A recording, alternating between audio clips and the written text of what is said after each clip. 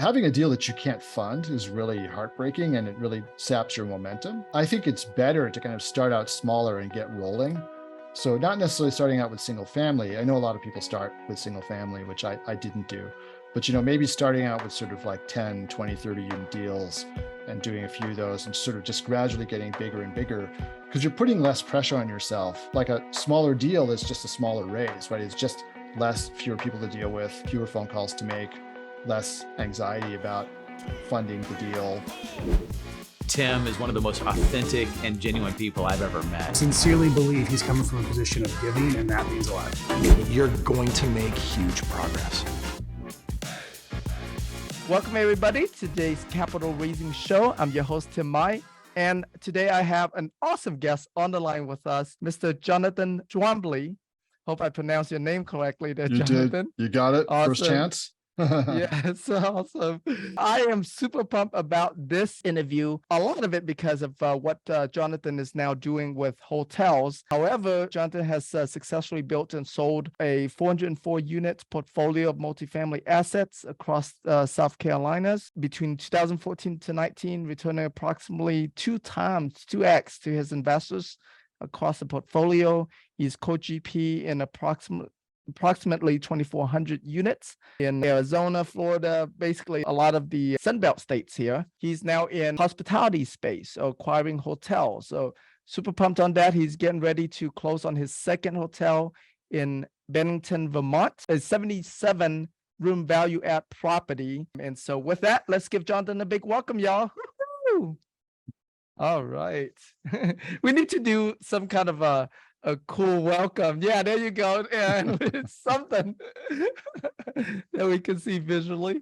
All right, Jonathan, yes, share with us a little bit about your background. How did you get started in this multifamily space? And yeah, we'll start with that, and then we'll dig into what have you transitioned over to the hospitality space. Sure. Well, Tim, first of all, thanks very much for having me on this program. It's great seeing everybody here. Thanks everybody for attending. I really appreciate it. Didn't know we were going to have such a big audience today, so that's great. Let's see. So I've been in real estate in one form or another since 2011.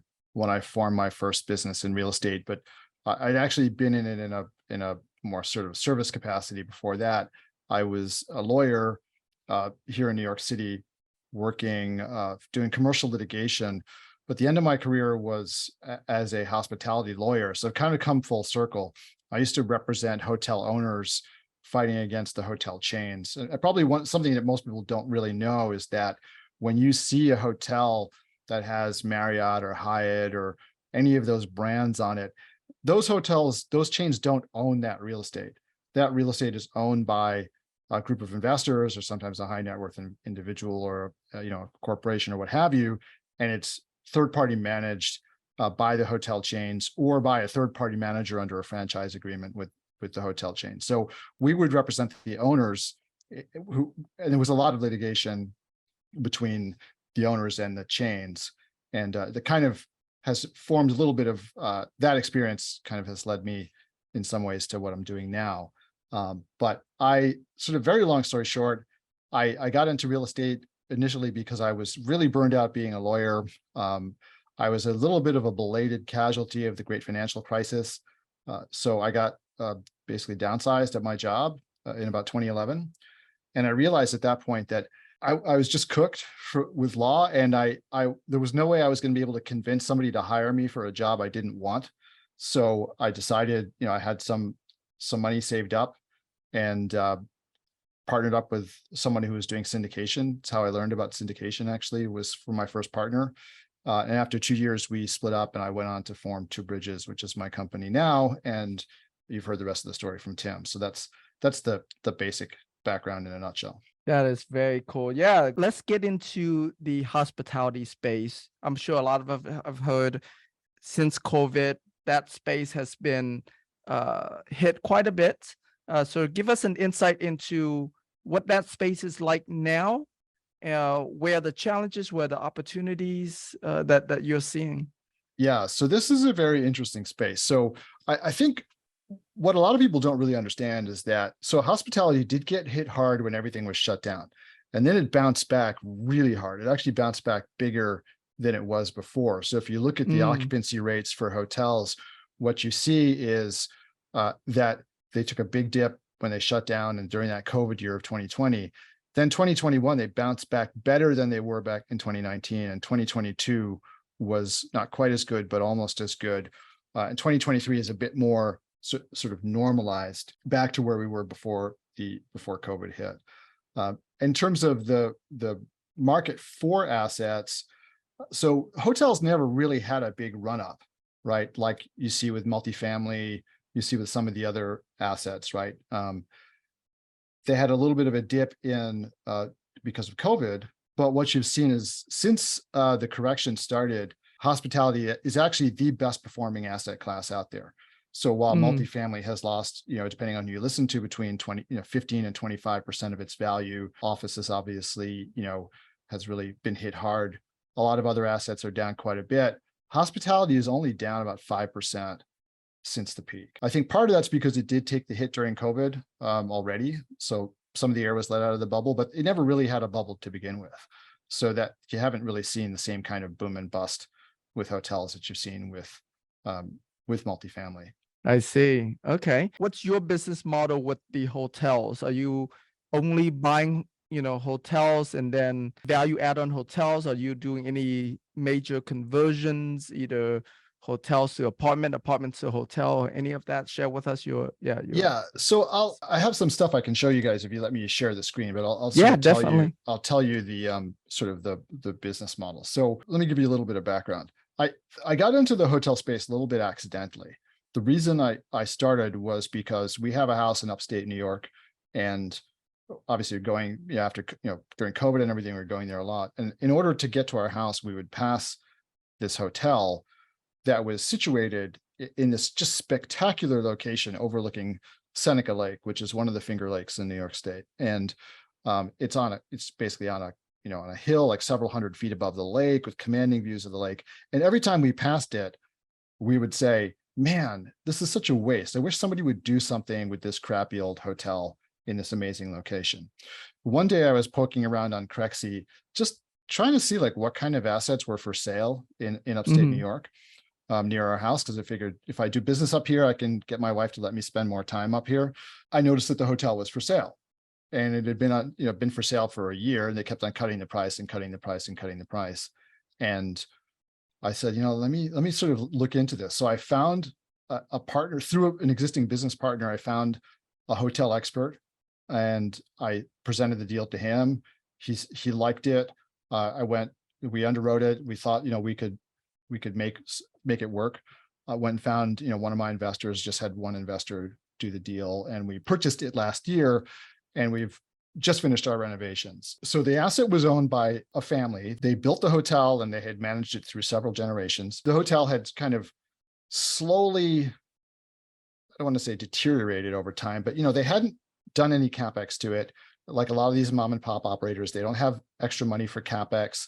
And so the hotel sort of slowly declined over time, right? They had a loyal customer base, but if you looked at the reviews, they were divided in half between people who said like, what a dump, and the half who said, it's a dump, but we love it anyway, right? That was like the two main camps of reviews. And they weren't professionally managing it. They were managing it according to stuff that they had just developed by trial and error over the years, and very reluctant to invest in technology. We're taking reservations like manually almost. And what I realized was, after starting to look into this a little bit more, that it wasn't just this particular seller that was operating their hotel this way. There are literally hundreds of assets like this across the country that fit the same profile. They're mom and pop operators. They're not professional. There's a lot of meat on the bone just by, even before you get to CapEx, just running it properly. There's meat on the bone there. And then you get into sort of upgrading it, right? The children don't want them. Often the children have moved away. The children don't want to manage a hotel.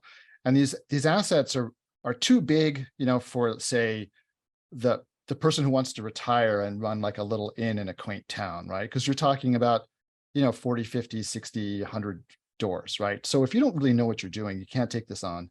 And it takes a lot of capital to bring them back up to the right standard. right? So there's a limited number of people who can buy them in that condition, but we have that expertise. So what I realized was there's a huge opportunity right now because of generational change from baby boomers, and even some owners who are even older than that. They're silent generation owners in some cases, people in their 80s running these properties. There's a huge opportunity to buy them, fix them up, stabilize them, and then refinance them or sell.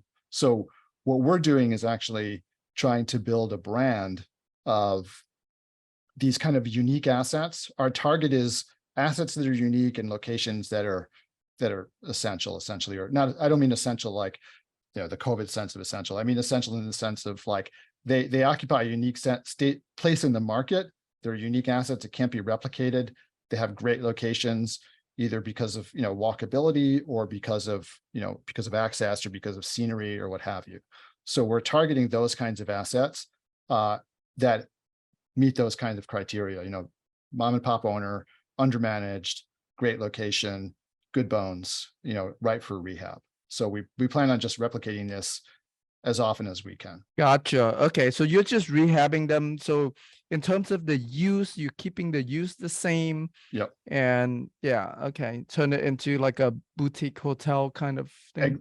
Exactly. So we're renovating them into boutiques, and then sort of to come full circle with my experience as a hotel litigator, we're staying away from flagging them, right? Because oftentimes you don't have a choice anyway because they don't meet the brand standards. But I don't want to deal with the hotels, because the hotel chains, because essentially as an owner, you lose complete control over your asset. You're subject to what are called PIPs, which are basically these obligations to do CapEx at your hotel, whether you want to or not. So, this is one of the things we used to litigate about. Like, you own a hotel, and then suddenly, Marriott decides that as a brand, they're going to upgrade their mattresses, right? And now you're in your 100-room hotel, you now have to go and buy, $105,000 mattresses, right? And if you don't, you lose the brand. And if you lose the brand, you get foreclosed on because your loan is tied to the brand, right? So that just seems to me kind of like a ridiculous thing to tie yourself to. The advantage of a brand is that it's much easier to get debt when you have a brand, but they're no more profitable than independent hotels. There was a study out of Cornell recently, and I know I'm going off on a tangent. I kind of get on my high horse about this a little bit, but there was a study out of Cornell to compare branded versus non-branded hotels.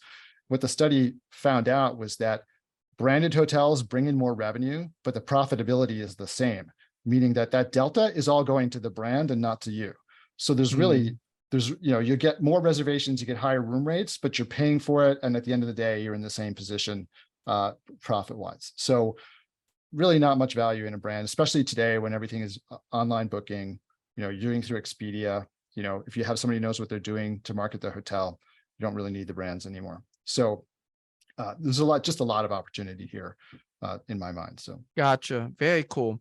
So with these being fairly smaller assets, what is the typical acquisition price, and what's the typical capital raise that you do on these? Yeah, so the first one we did was a $2 million acquisition with an additional, we did that one all cash actually. And we put about 1.8 million into the renovations. So just shy of $4 million altogether. I see. That was an easy raise because it was all one investor. But the second one that we're in the process of closing now, it's a bigger hotel. It's actually, like you said in the intro, 77 rooms. We're getting at a crazy price per door, which is 26,000 a key, which is just nuts. Which is one reason I love this deal. We're buying it for just over 2 million. And again, we're going to put another sort of 1.4 million into this one. Altogether, the raise is about 2.5 million. And that's just a regular syndication, for my group. Gotcha. Okay. In terms of raising for hospitality in this market, what are you seeing? Are they people more receptive to it? Is it as easy as raising for multifamily? What are you seeing? Went out to raise money for this deal, I was a little bit anxious because even though it wasn't a big raise, I was concerned that how the market was going to react, right? And what surprised me actually was that the response was really strong. It was actually, and I'd I had just completed a raise with with a syndicator friend of mine who I just was raising capital for him. And that was like pulling teeth, right? And it was only a few weeks before I went out with the raise for this. And that last raise was just very difficult. It's very hard to raise for multifamily. This deal was like one of the easiest raises I've ever done. And I think the reason for it was twofold. One was that it was different. I think a lot of people kind of invested in a lot of multifamily and they're kind of like looking for something else. And then the returns were good. So I think it was really those two factors. I also think perhaps that my list was more responsive to a deal that was mine as opposed to a deal where I was just a co-sponsor on it. That could be part of the reason. But when I spoke with people, I think there's a little bit of a feeling of like, hey, we want some diversification. We want something different. Multifamily, everyone had been talking about how multifamily was overpriced for years. And now it's, everyone's talking about the problems with the cost structure and the, interest rates rising and what have you. Multifamily's gotten a little bit of a black eye recently. So I think people were ready to look at something else. They were just it was the right moment.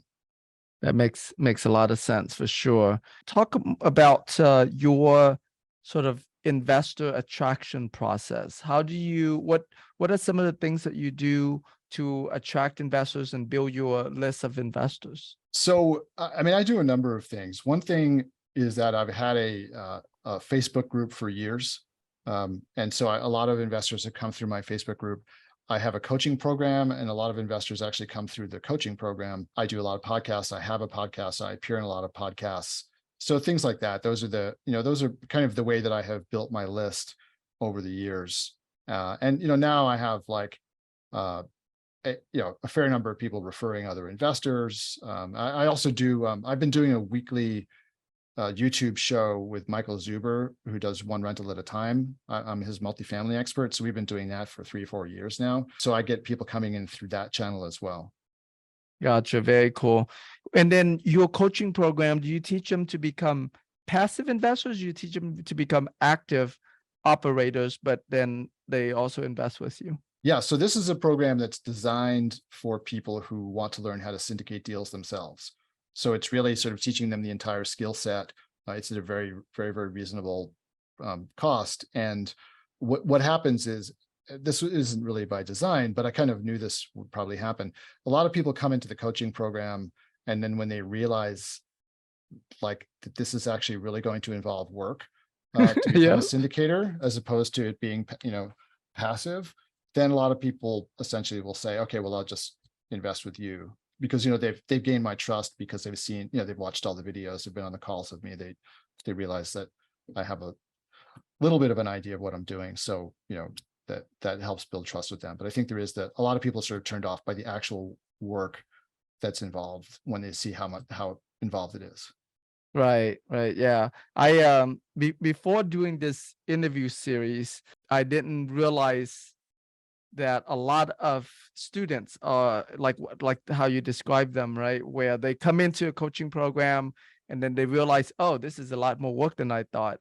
And they become a great passive investors. And so, yeah, I've interviewed a number of educators like yourself, mentors like yourself, that they have found that to be the case with their students as well. So that's good to know. And then in terms of your nurturing process, so apparently education is a really big part of the nurturing process for you. Is that correct? Well, yeah, that's part of it. For the people who are in the program, right? I have done various things over the years. Like I used to write a daily email. I think I'm going to go back to doing that. That was a very good way of just keeping people warm. But one of the things that I do now, I got smart. I finally started not doing everything myself. I have my assistant sending out so we send out 2 newsletters a week. One is just the announcement of my podcast and sort of whatever news is going on. So we'll just alert people to deals that are coming up, or to, what want to put on a conference or whatever's going on. That's sort of like the weekly update. And then at the end of the week, we'll put together like a curated list of articles about multifamily that we've read and liked, and we send that out on a Friday. So those 2 things just sort of keep the list warm, for then when we do have a deal, they're still paying attention to me. Right. Okay. And then with your transition now over to hospitalities, Mhm.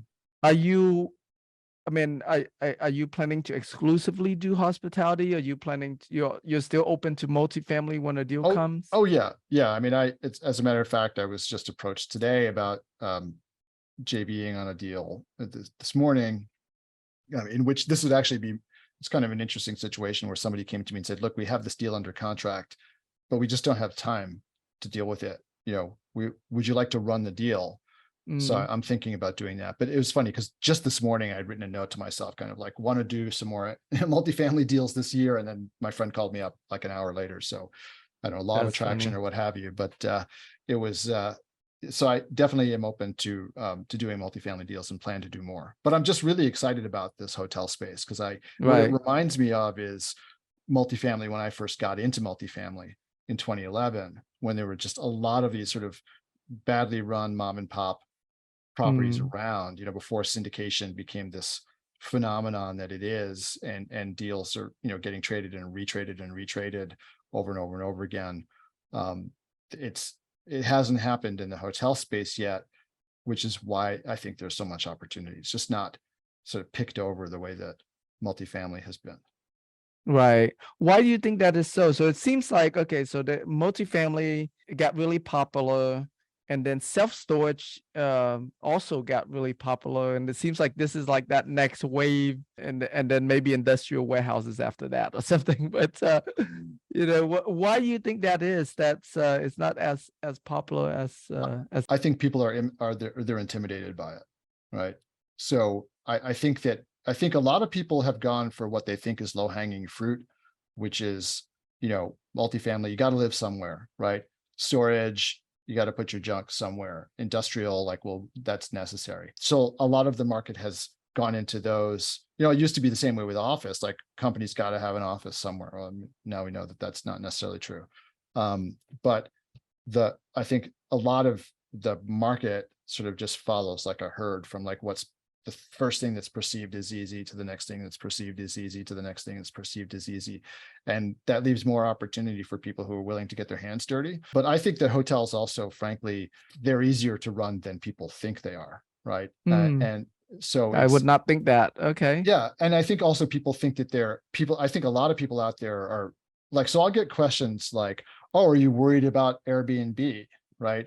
Well, no, I'm not worried about Airbnb, because Airbnb has already been around for a really long time, and you can track the stats with hotels and you can't even tell the difference. Right. And it's a different market. Like, people want to have a big party with 10 friends. They go rent an Airbnb. They're not going to go to a hotel.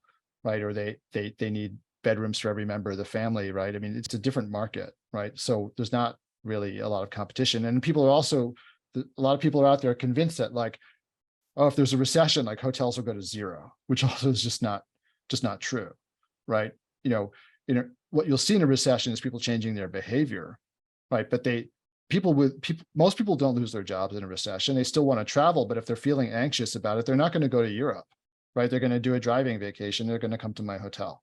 So it's not, but I think a lot of people have misunderstanding about the nature of hotels. Of course, there is, it's not like the economy has no impact, right? But it's also true that, people think the economy has no impact on multifamily. They're wrong about that too, right? So every asset is impacted by the health or lack of health of the economy.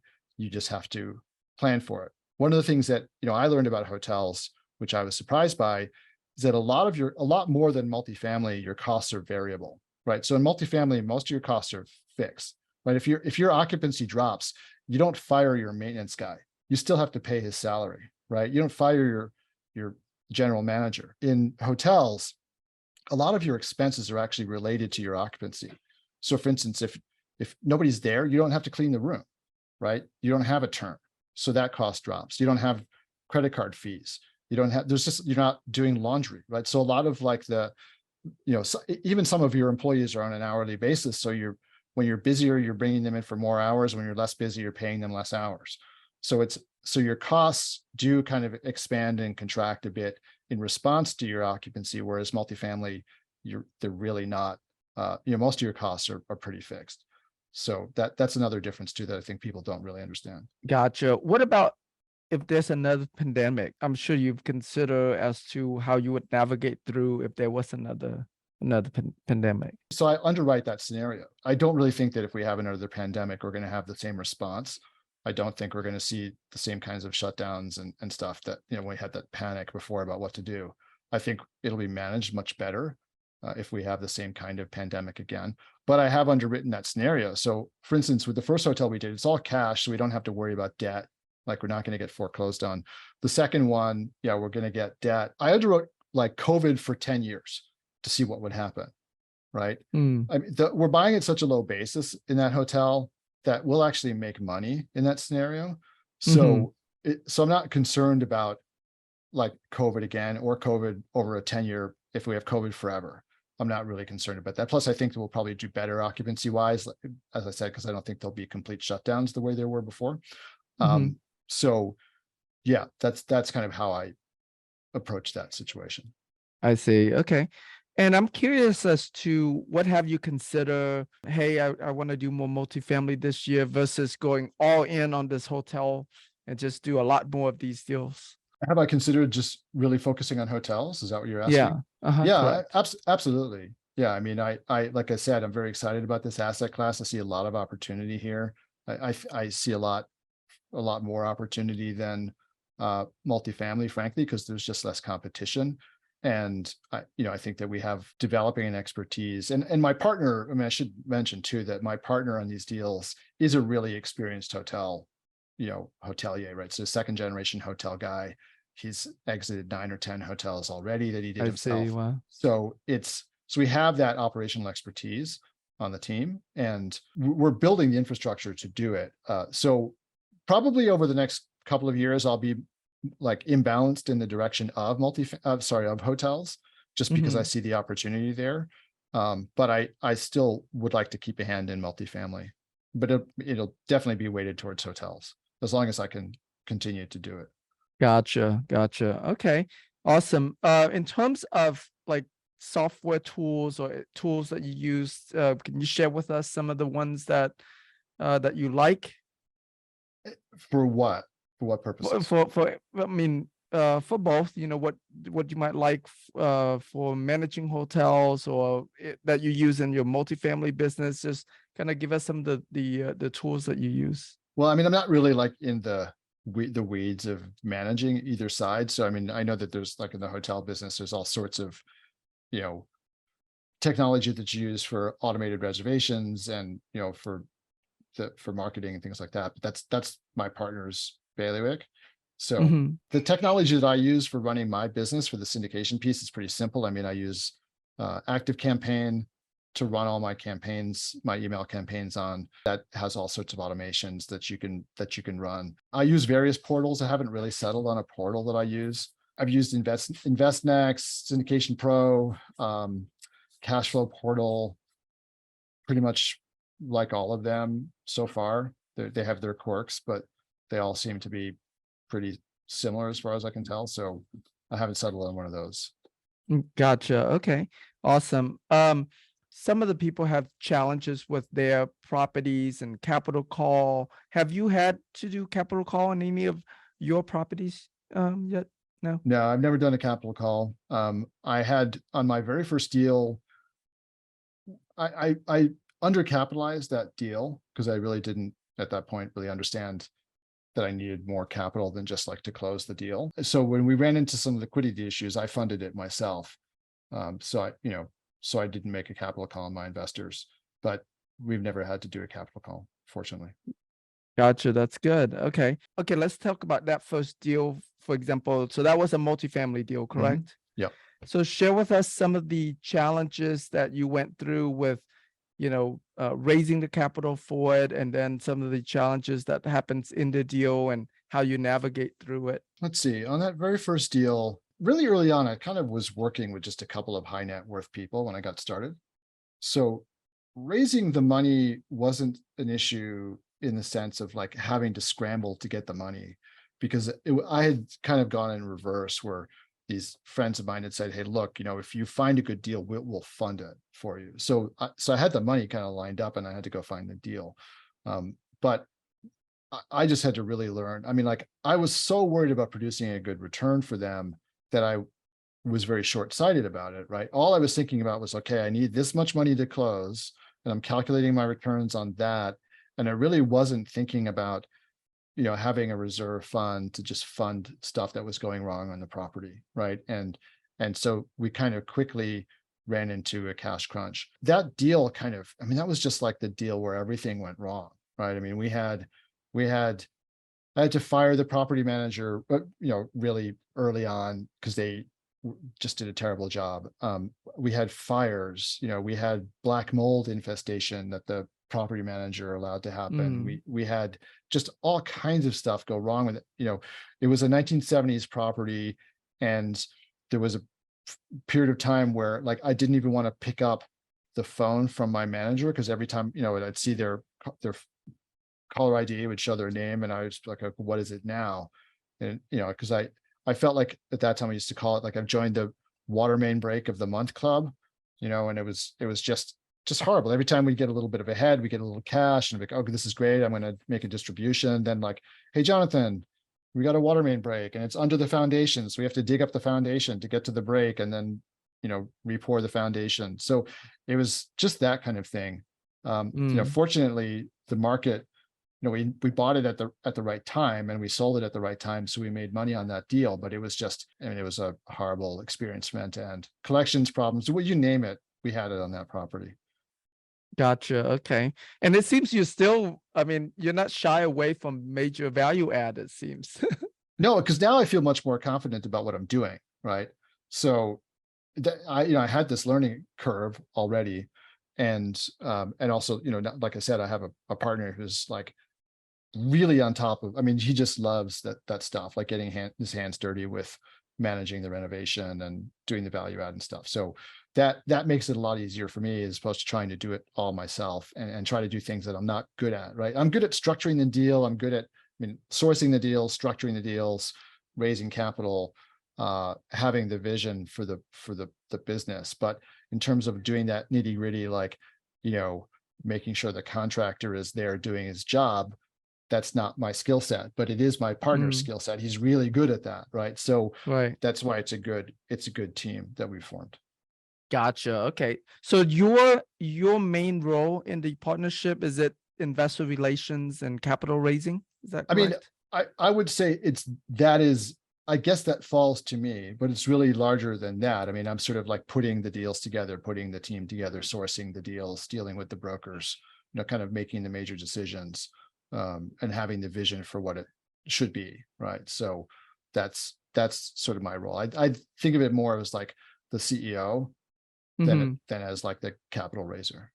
Gotcha. I understand. Okay. Let's talk about your Facebook group. If I remember correctly, I think it's over 10,000 members in there. Is that correct? So the first Facebook group I built was about 12 or 13,000 members. And we made a decision about 2 years ago to form a different Facebook group and move people over to the new one, because we felt like the Facebook group there are too many people who are inactive in the group. So rather than try to get rid of the inactive members, which is very difficult, we thought, well, if we call for the active people to come over to the new group, they will. So we've got about 1,300 members in the new Facebook group, and we rebranded it and stuff. So that's what we did. I guess, how does it affect a group, whether it's a smaller group with just active people or a bigger group that, it's the same amount of active people. It has to do with Facebook's algorithm and like if they perceive a group as inactive, it's because there are a lot of inactive members, right? So they'll wind up not showing your group to even people who are members of the group, right? So they don't show activity. So you kind of just, you post and nobody sees it because Facebook doesn't show it to them. So that was the idea, to try to get down to a core of active members. Now, honestly, has it worked? I'm not really sure. Okay. I also think there's a lot of, when I started that Facebook group, I was really one of the first people to do a Facebook group on, for multifamily. Now there's tons and tons of Facebook groups. So it's much harder to stand out on Facebook than it once was. So I think there's, people can only pay attention to so much multifamily talk on Facebook. Gotcha. Okay. And then in terms of promoting the group, do you do anything special other than letting the Facebook algorithm kind of work its way and send you members, or I do you mean, actively promote it? I promote it on podcasts. I promote it on my show with Michael Zuber, things like that, but yeah, it's, Facebook actually doesn't, it's a little bizarre, but they don't allow you to do paid promotion for Facebook groups, which is, I don't really understand why they don't want to take your money, but they won't let you do paid promotions, which is a shame. Interesting. Okay. Yeah, I've seen Facebook ads, but I don't remember whether or not the ad sends you directly to their group. I think it's like a landing page. It's like, Right. hey, You have to run a Facebook ad to like a page off Facebook and then get people on the list and invite them to the Facebook group. It's a little silly, but that's, so we've experimented with that. Facebook is not, in terms of like paid advertising, I don't know how many people have tried to use Facebook for paid advertising, but when you do anything that's real estate related, whether it's coaching even or anything, they put you into a special cat. First, they flag you for housing discrimination, which is bizarre, because if you're saying, hey, learn how to invest in real estate, I'm not sure how that relates to housing discrimination, but they just take the opportunity to tag you with that, which then means that they can charge you more money for their ads. And then it also means that they review everything. So every time you change a headline or change a picture, they review it, and then it shoots your costs up. So we just wound up giving up because it was just such a pain in the neck to deal with Facebook for ads like that. So gotcha. So between your podcast versus your Facebook group, what do you think it's better for the purpose of attracting passive investors and raising capital? Well, I mean, the original Facebook group when I started worked really, really well. Right? It was just a terrific way of getting people to the list, because we had a lot of engagement. I was doing a lot of writing in the group, and so that was a really good methodology. I mean, Facebook is it's still good in the sense that, like one thing that Facebook allows you to do, which is great, is when you join a Facebook group, you can ask people 3 questions, right? And so one of the questions I ask them is, would you like my free download? If yes, put your email address here. And then there's some software which automates the process. Once you admit them into the group, it just sends them directly to a Google Sheet, and then you can use Zapier from your Google Sheet into ActiveCampaign to put them onto your list, send them the download, and then put them into some kind of autoresponder sequence. So that's really easy. It literally involves just clicking the approve button for people. But you've got to get the traffic into the group, and these days that's proven difficult. Like Facebook, for instance, at one point I was getting 30 new applications a day for the group, and literally overnight it went to 3 a week, because Facebook, I guess, decided that they didn't like me getting so many free leads, so they cut off my traffic. So that's just Facebook. I know. I think in the last couple of years they pretty much did that with all groups, not just your groups, but just groups in general. And then I think now they're putting more traffic on pages instead of, so I guess they go through their cycles.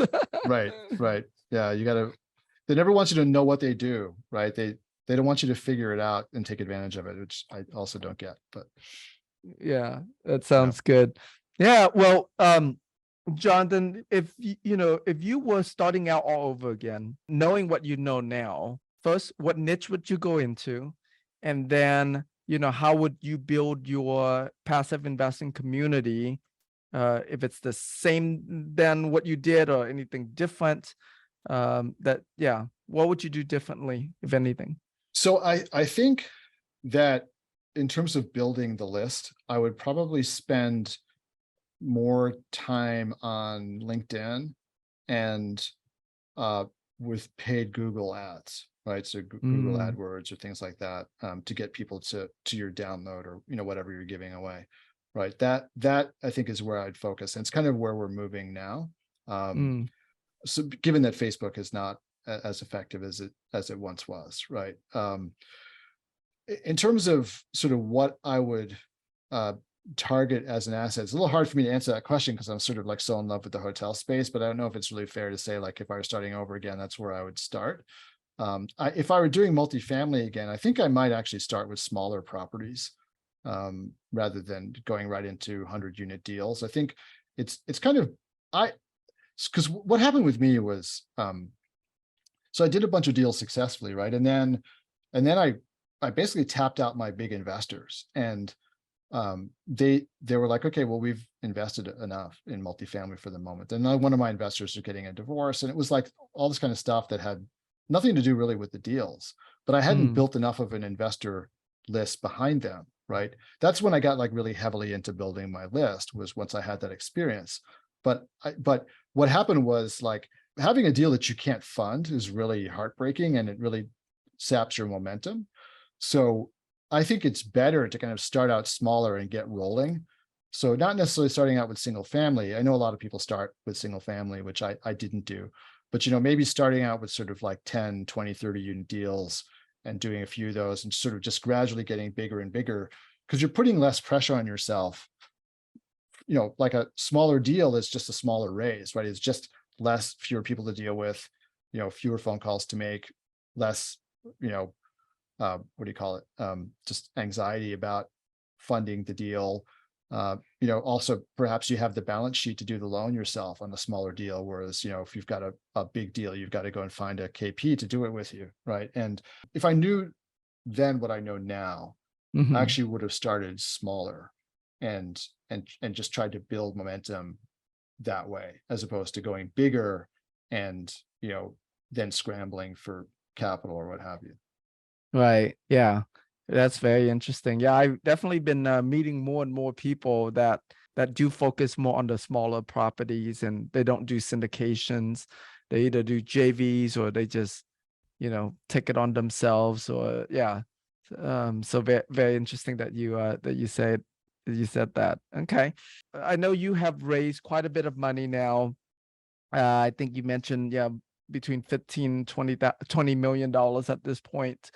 For someone starting out, like, that could be, for them it might be a pretty big amount, that they're like, well, I have no idea how I'd be able to raise that kind of money. What would you say to them? It's a snowball, right? Starts off slow, and but it builds, and like the more you do it, the easier it gets. And like, there's a little bit of a chicken and egg situation right there. You've got to show, it's hard to raise money when you don't have a deal, but if you don't have money, you can't get a deal, right? So you need to, like, partnering with other people really helps, like people who have deals, helping them to raise capital, just so that you have something to show people, right? And maybe it's a smaller lift, like you only need to raise 250,000, right, just to get going and start showing deals to your people. But I would say, really invest in building your investor list, right? Really invest in keeping them warm, and then try to be showing them deals as much as possible, and it'll just grow. You need patience. Patience is really critical in this business. At some point you'll reach kind of critical mass, and you'll start getting, inbound referrals. It becomes easier to build it, but you have to kind of put a little more elbow grease into it in the early stages. And it's just the nature of the business, right? I mean, there's really no way to avoid that. So, but if you start small, or you start with other people and just have a small raise, for them, you get some confidence, get some momentum, do a little more the next time. If you start building your list, what will happen is, a lot of people will be sitting on the sidelines watching what's going on, and you won't even really Mhm. know that they're paying attention. And after they see a couple deals, then they start raising their hands. Like, a lot of people they just want to sort of check and see what's happening before they are ready to make a commitment. So you may be sitting there thinking like, oh, nobody wants to invest in my deals, but that's not true. They have a process too that they're going through before they're ready to pull the trigger on it. So the more deals you can show them, or the more you can just educate them by emailing them or however you choose to educate them, the better. Just kind of keep yourself top of mind with them. Right. That's awesome. Awesome. All right, Jonathan, thank you so much. It's been an honor to interview you. Yeah, just really appreciate you. So for the folks listening that wants to connect with you, reach out to you, learn from you, invest with you, where would you like to send them? If you would like to invest with me, the best thing to do is Google Two Bridges Asset Management LLC and go. I did drop a link here, but if you're listening on the podcast, just Google Two Bridges Asset Management LLC and go to our investor page and fill it out. If you're interested in the coaching program or just joining my community or getting on my list, I have a free download called The Ultimate Checklist to doing your first 100+ unit deal with other people's money and getting paid to do it. It's a really, really long title, obviously, but if you want that free download, go to apartmentinvestorsclub.com and you can download it there. So that's easy to remember, apartmentinvestorsclub.com. And the Facebook group is the same name. Yeah. Awesome, Jonathan. Thank you so much. Absolutely. Thank you for having me.